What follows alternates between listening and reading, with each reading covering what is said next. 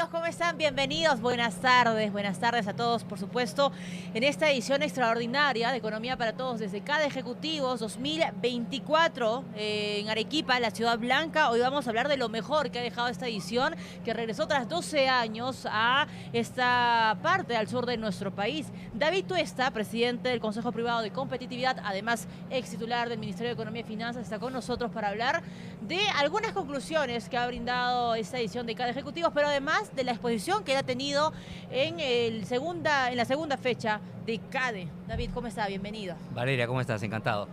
Coméntanos un poco, David, de la presentación que has tenido tú, por supuesto, en esta segunda edición de CADE Ejecutivos el día 26 de noviembre.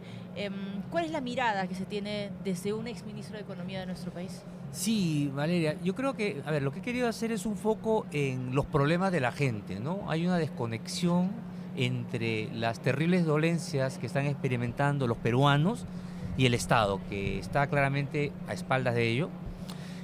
Una población que está sufriendo el terrible azote del crimen, la corrupción, la falta de empleo, no pueden salir de la pobreza, el poder adquisitivo que no se recupera desde la inflación que tuvimos en los meses anteriores, no hay sanidad, no hay educación, salud de calidad.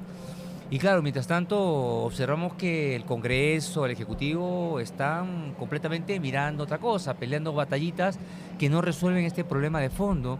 Y lo que quiero llamar es a conciencia de que esta situación en la que se encuentra el peruano al final puede terminar en un serio desprestigio de la democracia. De hecho, está muy desprestigiada y se pueden terminar eligiendo a opciones súper peligrosas, ¿no? Digamos, entonces, ese es el riesgo al 2026, ¿no? Y nos acercamos a un año preelectoral, David. O sea, estamos como juntando todas las fichas para enfrentarnos a un escenario que tenga extremos muy opuestos, con espacios para discursos de repente que pueden ir contra la inversión privada. Aquí nos estamos enfrentando con esa situación. Claro, lo que uno puede observar en otras economías, otros países que han inspirado similar situación, igual el Perú, yo creo a finales de los 80s, es que lo que se buscan son soluciones desesperadas, ¿no? Yo simplemente retrocedo a las elecciones de 1990. Recuérdese que la población en su momento eligió al outsider del momento, que fue Fujimori, ¿no? Alberto Fujimori. Y bueno, al final era una opción en contra de las cosas responsables que se tenían que hacer en su momento.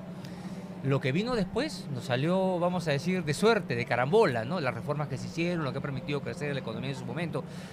Pero se pudo haber elegido cualquier cosa también, ¿no?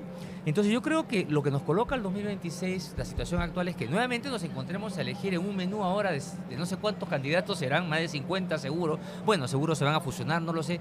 Pero igual un menú malísimo, ¿no? Entonces, ante ese menú malísimo, ¿qué opciones tiene el ciudadano? Entonces, yo creo que nos encontramos en este contexto que se quieren soluciones inmediatas, ¿no?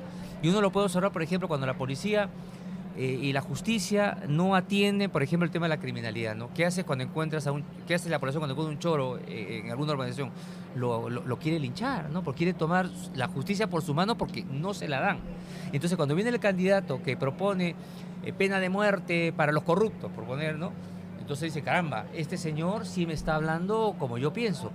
Claro, es una solución facilista, pero ese es el riesgo cuando la democracia y cuando nuestros líderes actuales no están dando las soluciones dentro de los cauces democráticos, se va a ese otro extremo donde el riesgo es perder las libertades. David, ¿cómo estamos cerrando el año en materia económica? De acuerdo a cifras del INEI, entre enero y septiembre y hay un desempeño de 2.8%, hay optimismo, lo ha dicho el ministro de Trabajo, aquí también en RPP, que fácilmente vamos a llegar al 3%, 3.1% proyectado por el mismo mes por el gobierno. ¿Suficiente?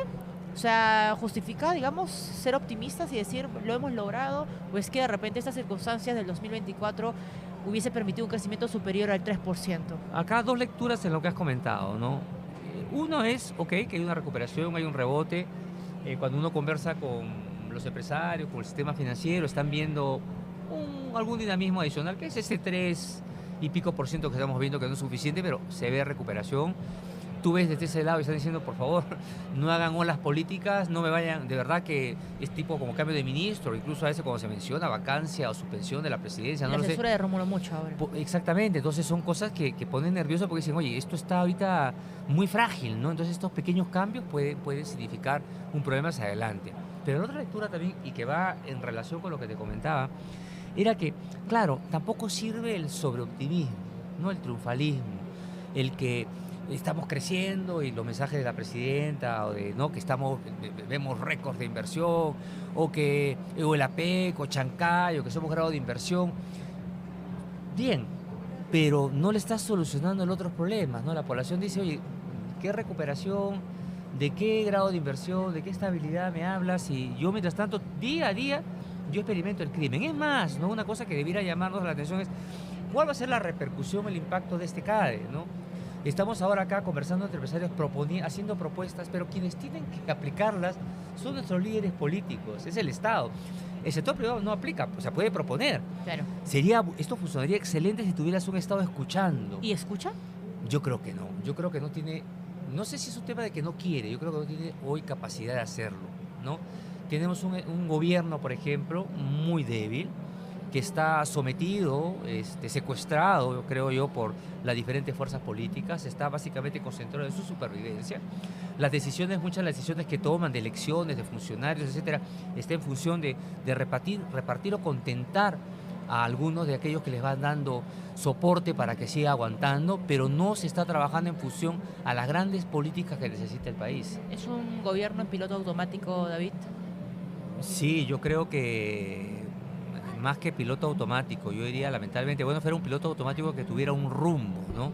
Esto simplemente está dando vueltas sin ningún rumbo, ¿no? Y básicamente en manos de un Congreso fragmentado que no tenemos claro quién tiene el control. Y mientras tanto el peruano de a pie, el peruano que probablemente no ha recuperado el trabajo que tenía antes de la pandemia, tú haces bastante este análisis de la ejecución presupuestal, ¿no? Porque creo que el impacto inmediato lo siente, ¿no? Los vecinos, la gente que vive de repente en zonas donde la ejecución de repente no supera el 50 o el 70% a esas alturas del partido. Y tenemos una presidenta con un discurso, no sé si indiferente o insensible, siendo que con 10 soles te alcanza para el menú, ¿no? Para el segundo, la entrada y el postrecito. O sea, ¿realmente esa es la fotografía del Perú en materia económica? O sea, ¿realmente nos alcanza con tan poco alimentar una familia? Esa es parte, pues, de la desconexión existente entre el gobierno y la población. De hecho, la presidenta hace tiempo que no tiene interacción ni con la prensa ni con nadie, ¿no? Entonces, no sé, yo creo que parte de ese aislamiento, ¿no? Yo creo que vienen este tipo de comentarios, ¿no? Bastante ligeros, ¿no? De verdad, sin mucho razonamiento o pensamiento, ¿no? Y mientras tanto hay un tema que quisiera relacionarlo con una de las presentaciones políticas del día de ayer, Ajá. Del tema de cómo el peruano está olvidado, ¿no? En cualquier país del mundo que se considere mínimamente democrático en el sentido que todos participamos, mínimamente tú tienes salud pública de calidad, sí. Tienes educación pública de calidad. Nadie se siente estigmatizado en ir a atenderse en la seguridad social, ni atenderse de ir a un colegio público y ir en transporte público, ¿no? Acá el servicio es paupérrimo, ¿no? Pésimo, ¿no? Y lo que se ve al contrario es que se gasta más, por ejemplo, en educación. El presupuesto en educación se incrementó en 40% en los últimos 5 años, pero sin embargo, el 70% de los colegios públicos no tienen luz, agua ni desagüe. ¿Cómo es posible? O sea, ya no hablemos ni los profesores, de una mínima dignidad. Un water bueno, que vayan los chicos, 70%. Es un escándalo. Por eso esta población dice, ¿qué es esto? ¿No? Y en salud, casi el 100% de los establecimientos de salud están en condiciones malas, ¿no? Y el presupuesto también sube. Entonces, esos son los temas, ¿no? La población se siente olvidada en su día a día, ¿no? No cuentan con el Estado para eso, ¿no? David, te agradezco que nos hayas acompañado esta tarde. David Tuesta, presidente del Consejo Privado de Competitividad, es ministro de Economía y Finanzas. Así que nosotros continuamos con esta cobertura extraordinaria.